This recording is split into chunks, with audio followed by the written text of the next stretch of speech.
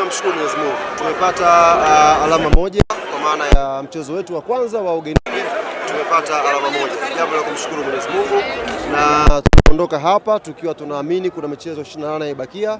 Ni michezo ya kwenda kujipanga, kuangalia tunarudi vipi kwa nguvu kubwa katika mchezo wa 3 wa ligi tuweze kupata matokeo mazuri. Kwa hiyo tunamshukuru Mwenyezi Mungu kwa leo, na Sokoine imeendelea kuwa pitch ngumu na Mbeya City imeendelea kuwa wapinzani wagumu kama historia ambavyo inaonyesha.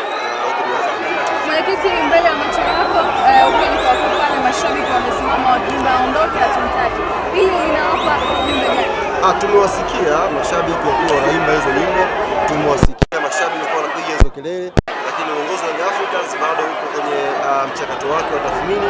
Ikihitajika maamuzi kufanyika yatafanyika, lakini so far bado tunarudi kwenye meza ya tathmini kuangalia wapi tulipo na wapi tunakwenda, na kila mtu anafanya mashabiki wanafanya pati yao, uongozi unafanya pati yake, wachezaji wanafanya pati yao, na benchi wanafanya pati yake, kila mtu ana pati yake.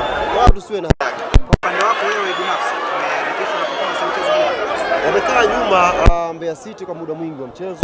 Picha ikiwa ruhusu ya kucheza, tumestruggle kwenye aina yetu ya kucheza, tukaingiza strikers wawili mwishoni baada ya 10 za mwisho, angalau tukaanza kuwa na point kwenye box la mpinzani.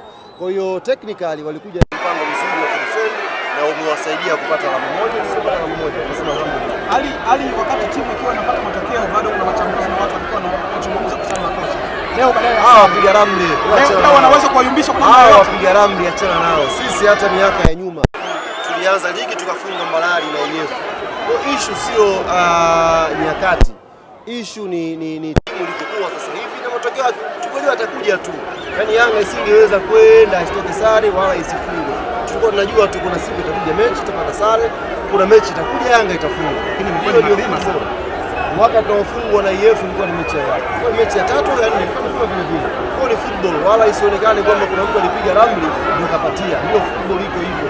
Tulikuwa tunajua kuna siku Yanga itaangusha alama, na hiyo siku imefika leo hapa siku hiyo ni mchezo wa pili. Na tunasema alhamdulillah kama kuna sehemu za kuimprove.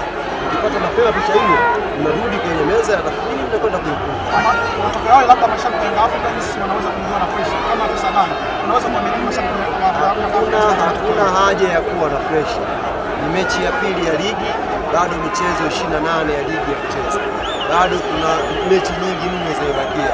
Hii ni mechi ya pili leo na tuna pointi 4, hatujafungwa. Tumeangusha tu alama 2, tumepata alama 1. Kwa hiyo tuna room ya kuimprove kwenye michezo ijayo. Kwa hiyo tu watulivu, tuendelee kupanga mikakati yetu na inshallah tutazidi kuwa bora. Hadi mchezo unaofuata ni unaingia kwenye break ya FIFA, alafu tunakwenda kimataifa. Tunakwenda Malawi, Lilongwe dhidi ya Silver Strikers. Muda mchache sana